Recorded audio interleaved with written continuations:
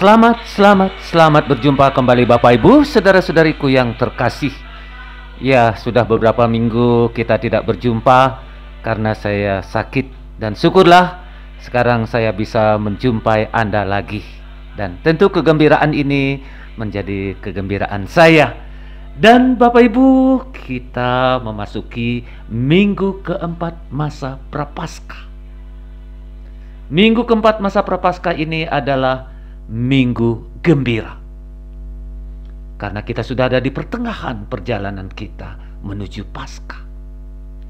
Hari ini tentunya suasana gereja lain dari yang lain biasanya. Ada hiasan bunga yang meriah, lagu-lagu gembira, dan juga mulai dari antifon dan bacaan-bacaan liturgi hari ini mengajak kita untuk bergembira. Bergembiralah, bersorak-sorailah. Nah, Bapak Ibu, saudara-saudariku yang terkasih, mari dengan penuh sukacita, penuh kegembiraan kita merenungkan makna minggu keempat ini yang mengantar kita menuju perjalanan Paskah kita. Bapak Ibu, saudara-saudari umat Tuhan yang terkasih, Injil menceritakan seorang buta yang buta sejak lahir, yang disembuhkan oleh Tuhan Yesus. Melihat orang buta ini, murid-murid Yesus bertanya, "Guru, siapa yang berbuat dosa? Orang ini sendiri atau orang tuanya sehingga ia dilahirkan buta?" Yesus menjawab, "Bukan dia dan bukan juga orang tuanya, tetapi supaya pekerjaan-pekerjaan Allah dinyatakan di dalam dia. Selama aku di dunia, aku adalah terang dunia. Aku melaksanakan pekerjaan Allah. Aku menyembuhkan orang-orang sakit." Apa yang Yesus lakukan terhadap orang buta ini, Bapak Ibu, saudara-saudari? Ia meludah ke tanah dan membuat lumpur dengan ludah dan mengoleskan lumpur itu pada mata orang buta, dan menyuruh dia pergi membasuh diri di kolam Siloam. Lalu si buta kembali kepada Yesus dan mendapati dirinya bisa melihat. Peristiwa ini membuat banyak orang heran dan tidak percaya. Apa benar orang ini yang buta atau orang lain? Banyak cerita yang terungkap dalam peristiwa ini. Banyak pertanyaan yang disampaikan. Orang bertanya, "Apa katamu tentang orang yang menyembuhkanmu?" Dia adalah seorang nabi. Bapak Ibu, saudara-saudari yang terkasih, orang Yahudi tetap ragu dan tidak percaya kalau orang ini betul-betul buta sebelumnya dan sekarang dapat melihat. Mereka bertanya kepada orang tuanya, "Betul ini anakmu?" Jawabnya, "Benar. Dia itu anak kami. Dia buta sejak lahir. Bahwa bagaimana sekarang dia bisa melihat, kami tidak tahu. Tanya sendiri pada dia." Si anak buta itu menjawab, "Betul, aku orangnya. Aku buta sejak kecil, dan sekarang aku dapat melihat." Semua menjadi heran. Bapak Ibu, saudara-saudari yang terkasih, si buta sembuh bukan hanya jasmani, tetapi juga rohani.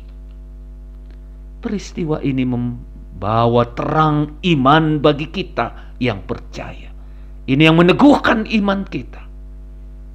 Bapak Ibu, saudara-saudari umat Tuhan yang terkasih, bacaan pertama menceritakan kepada kita bagaimana Allah memilih Daud sebagai raja, yang kalau dibandingkan dengan saudara-saudaranya, Daud tidak ada apa-apanya. Namun Allah memilihnya karena hatinya. Allah berkata, manusia melihat apa yang kelihatan, namun Tuhan Allah melihat hati. Bapak, Ibu, saudara-saudari umat Tuhan, anak-anak dan kaum muda yang saya kasihi, Paulus dalam bacaan kedua berbicara cahaya spiritual kepada jemaat di Efesus. Ia berkata, dulu kalian hidup dalam kegelapan, namun sekarang dalam Tuhan kalian menjadi terang. Amin. Amin, saudara-saudari. Nah, Bapak, Ibu, saudara-saudariku yang terkasih, tidak cukup kalau kita hanya menerima cahaya. Kita harus menjadi cahaya. Kepada murid-muridnya Yesus berkata, kamu adalah cahaya dunia. Inilah tugas kita sebagai orang-orang Kristiani. Jangan hanya kita menerima cahaya, kita harus menjadi cahaya yang nampak dalam hidup kita sehari-hari. Bapak, Ibu sanggup? Bersedia? Puji Tuhan, syukur kepada Tuhan kalau kita memiliki kesanggupan dan kesediaan untuk menjadi cahaya. Bapak, Ibu, Paulus mengingatkan kita, hiduplah sebagai putra-putri cahaya yang menghasilkan semua yang baik, adil, dan benar. Amin. Amin. Nah, jika cahaya mulai meredup dalam hidup kita, maka hanya cahaya yang samar-samar, yang redup, yang kelihatan. Namun, begitu kita hidup dalam terang yang bersinar, hati kita penuh sukacita dan kegembiraan akan memancar melalui hidup kita. Amin, Bapak, Ibu. Nah, mari kita melangkah terus dalam cahaya yang terang menuju Paskah sambil berdoa, bertobat, beramal menjadi terang Kristus. Amin, Bapak, Ibu. Nah, mari kita merenungkan, menyiapkan diri, dan semoga permenungan ini mengantar kita untuk pertobatan kita. Terima kasih.